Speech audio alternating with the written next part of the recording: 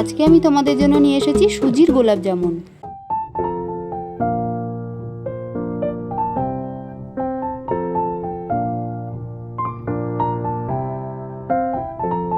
গোলাপ জামুন বানাতে আমি নিয়েছি 2 কাপ দুধ, 1 কাপ চিনি, 1 কাপ সুজি, 4টে এলাচ, সামান্য ঘি আর সাদা তেল।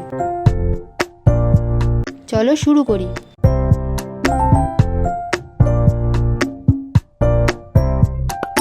প্রথমে আমি চিনি শিরাটা বানিয়ে নেব। 1 কাপ চিনি, তার সঙ্গে 3 কাপ জল দিয়ে শিরাটা বানাতে হবে।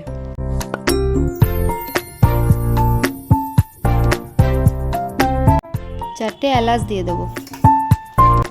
চিনি শিরাটা বেশি ঘন হবে না, পাতলাই থাকবে।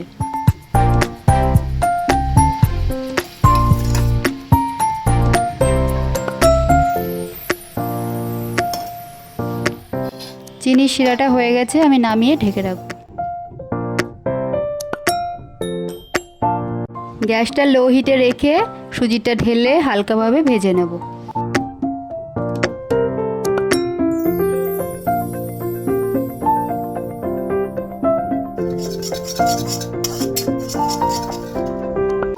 এবার অল্প অল্প করে দুধ দিয়ে সুজিটাকে নাড়িয়ে নেব।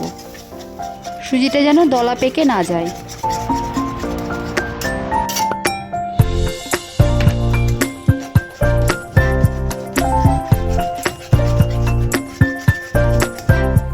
কড়াই আর লেগে যাচ্ছে না, আমার সুজির ডোটা তৈরি হয়ে গেছে।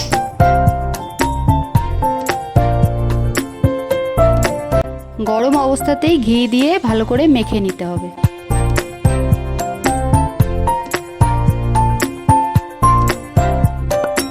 সুজিটা ভালোভাবে মাখা হয়ে গেছে।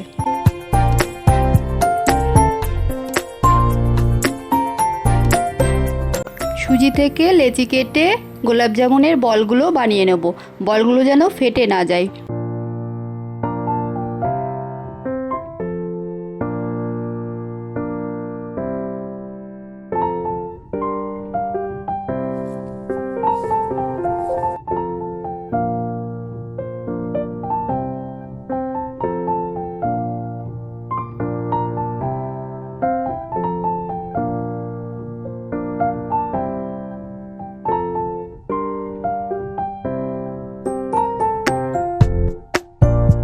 এইভাবে আমি গোলাপ জামুনের বলগুলো বানিয়ে নিয়েছি।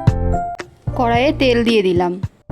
তেলটা বেশি গরম করা যাবে না, অল্প গরমেই আস্তে আস্তে করে বলগুলো ভেজে নিতে হবে। গ্যাসটা লো হিটে রেখে আমি এই বলগুলো একটু সময় ধরে লাল লাল করে ভেজে নেব।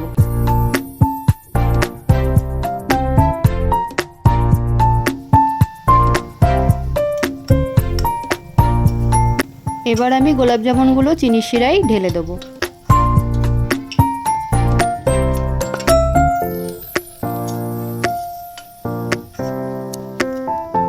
15 মিনিট মতো গোলাপ জামুনগুলোকে চিনি শিরায় ভিজিয়ে রাখতে হবে।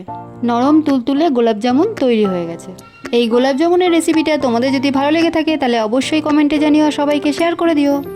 এইরকম চটজলদি ইজি রেসিপি দেখার জন্য আমার চ্যানেলটিকে লাইক ও সাবস্ক্রাইব করে আমার সাথে জুড়ে থেকো।